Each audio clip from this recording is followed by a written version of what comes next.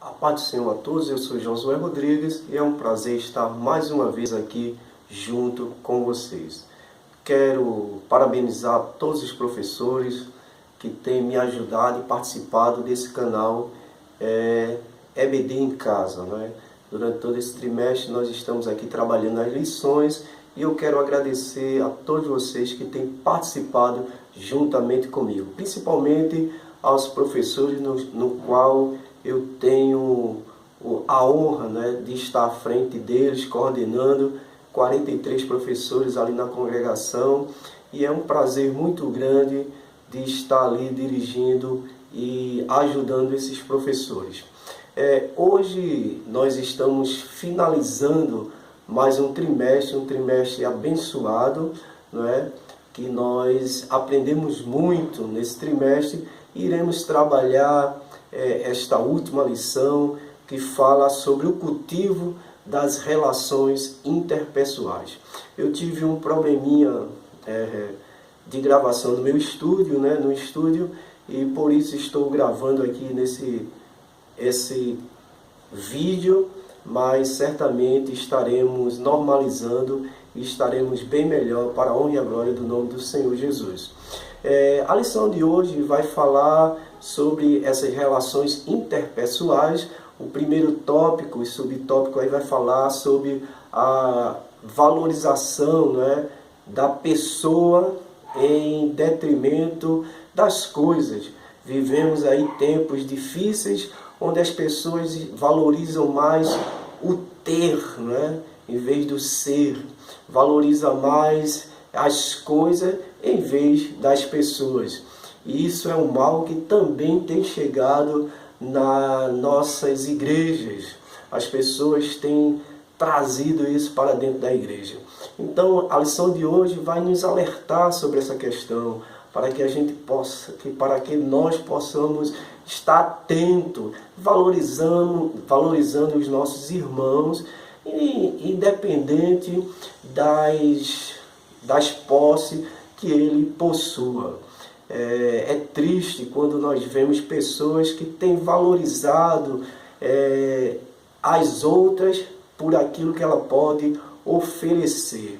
E não é isso que nos ensina a palavra de Deus. Nós devemos amar as pessoas, independente daquilo que ela tenha, daquilo que ela possa nos oferecer no momento. Então, que nós possamos aprender com essa lição. Um tópico importante para ser falado aqui é sobre a questão da nossa irmã Feber, né, que foi aí recomendada por Paulo à igreja ali aos romanos. Ela que era uma servidora, uma pessoa que ajudava, ela estava disposta a ajudar sempre que ela era solicitada, e ela estava ali sempre com esse desejo de servir.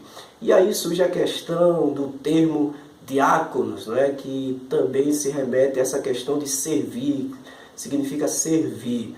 Mas aí a gente tem um entendimento que está falando da função, da pessoa que serve. A pessoa que serve, ela é um diácono, não é? Também é usado esse termo aí, diáconos, função, diferente de ofício, que nós entendemos que não existe uma chamada para esse público feminino. Se você quiser saber mais detalhes sobre o meu posicionamento sobre isso, você pode acessar o meu blog. Eu tenho um blog, josué-rodrigues.blogsport.com, tá certo? Você vai ver lá alguns argumentos e pesquisa que eu tenho feito e que tenho concordado com essa linha de pensamento.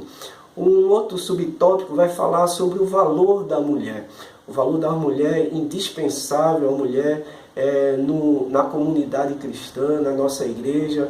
Você vai perceber em todas as congregações que as mulheres são maiorias, são mulheres determinadas, aguerridas, que têm realmente tocado a obra do Senhor através da oração, não é? Da intercessão.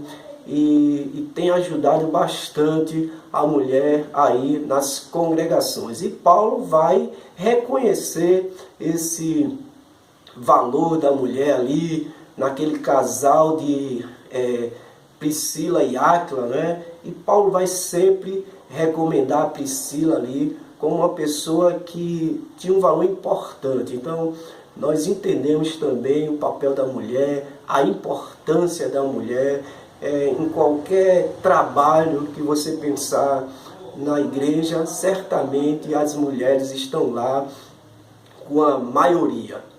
Evidentemente, como foi falado, a gente não pode confundir essas questões. Embora seja a maioria, mas eu creio que não existe respaldo bíblico para as questões de ofício oficializar mulher, né? Hoje nós temos muitos diaconisas, eu respeito bastante, temos pastoras já aí consagrada, inclusive na nossa convenção, porém eu não me alinho a esse pensamento. Acho que não existe base bíblica para essas questões, mas reconhecemos o papel importante da mulher na nossa congregação.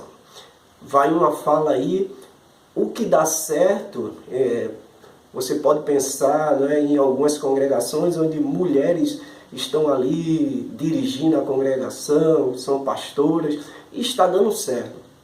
Mas é algo para a gente refletirmos que nem sempre aquilo que dá certo está debaixo da vontade de Deus, tá certo? Um outro ponto aqui que a lição vai trabalhar também, que você vai trabalhar esse domingo, é sobre a irmandade, o companheirismo, que é muito importante nas nossas congregações.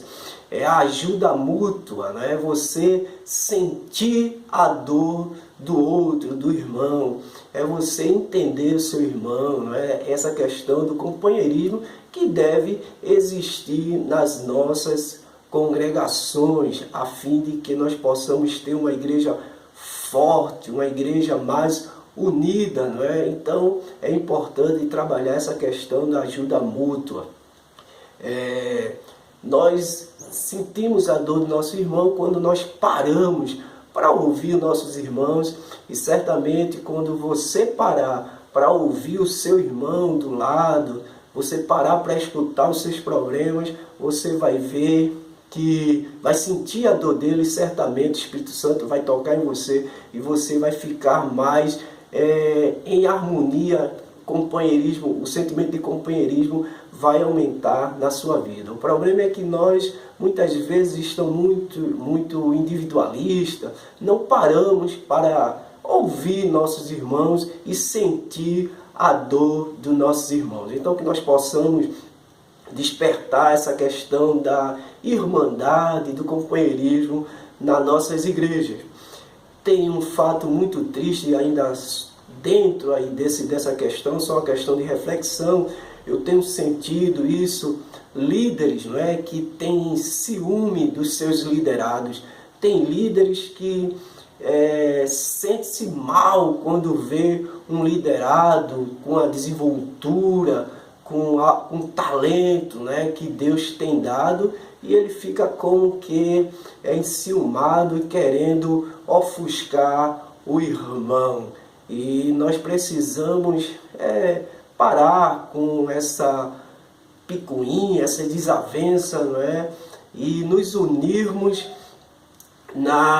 em prol da obra de Deus. É claro que existe também aqueles liderados que querem passar por cima de todos, querem aparecer de todo jeito, mas aí vai uma liderança madura para saber entender, para procurar orientar e não ficar nesse conflito que nós temos observado de líder e liderança. Devemos trabalhar unidos em prol da obra de Deus, não é?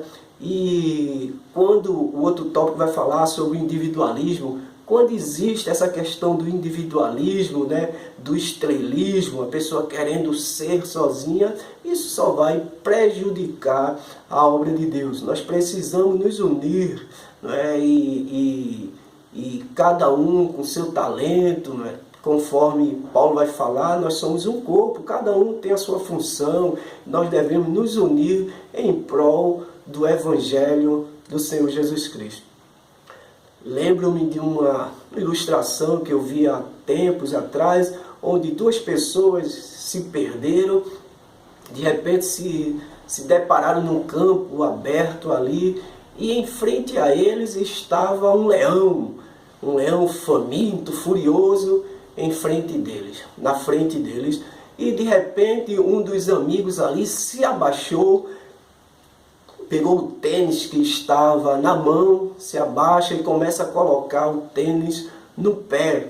E o outro então ficou olhando para ele e disse: rapaz, deixe de ser bobo, você está vendo que você não vai conseguir correr mais do que esse leão? E o outro amigo olhou para ele e disse: eu posso não correr mais do que o leão, mas eu vou correr mais do que você. E aí a gente tem a moral da história, é um pensando apenas em si mesmo, né? Se eles dois ali se unissem, montassem uma estratégia para vencer aquele leão, seria muito mais fácil de vencer aquele animal e ter êxito naquela situação. Então que nós possamos também, não é, nos unirmos, não ficar com essa questão do individualismo, um querendo ser mais do que o outro, um querendo aparecer mais do que o outro, mas nós possamos estar unidos em prol da obra do Senhor. Um outro ponto que vai ser trabalhado é a questão da sensualidade, do sensualismo, não é?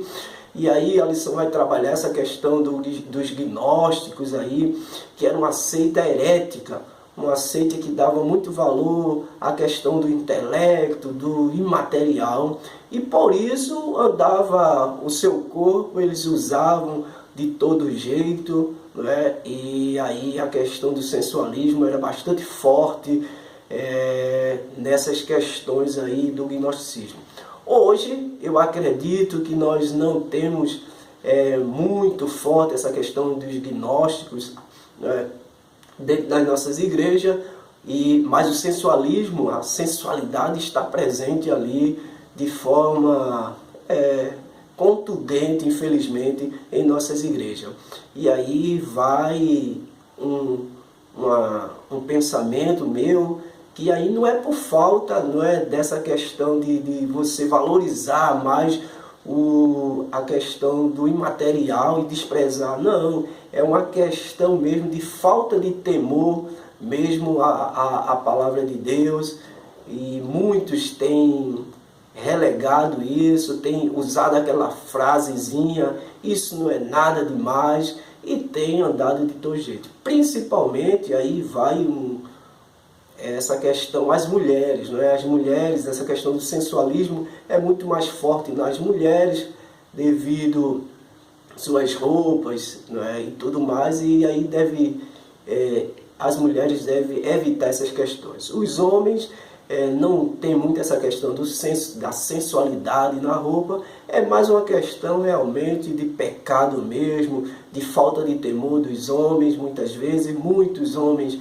têm, infelizmente, têm caído na tentação e têm causado grande transtorno aí ao Evangelho. Mas que fique esse alerta aí, para que nós possamos estar mais atentos à forma que nós nos comportamos, né? A forma que nós nos vestimos, principalmente as mulheres nos cultos. Às vezes percebemos as mulheres com aquelas roupas bastante degotadas, né? Curtas, e de certa forma tem provocado aí a cobiça em algumas pessoas. Então, que nós possamos estar evitando essas questões. A fonte das relações, não é? A fonte maior é o nosso Senhor Jesus Cristo. Ele que tem nos dado sabedoria, tem através da sua soberania e graça. Que nós possamos aprender com Cristo Jesus, que nós possamos cada dia mais nos relacionarmos de uma forma mais saudável nas nossas congregações, a fim de crescermos mais e mais em Cristo Jesus. Então chegamos aí ao final de um trimestre, de mais uma lição. Eu agradeço a vocês, né? Como eu disse, eu tive um probleminha no meu estúdio, estou sem poder fazer uma edição como eu sempre faço, mas agradeço a todos vocês em nome de Jesus.